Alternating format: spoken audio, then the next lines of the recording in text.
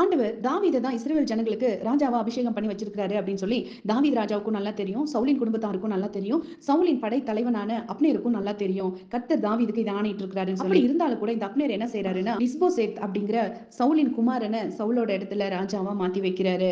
அப்போ இது தாவீதுக்கு செய்யற துரோகம்னு சொல்லி அவருக்கு நல்லாவே தெரியும். அப்படி இருந்தாலும் அவர்கிட்ட அரசியல் செல்வாக்கு அதிகமா இருந்ததுனால அந்த செல்வாக்கை தவறா பயன்படுத்துறாரு.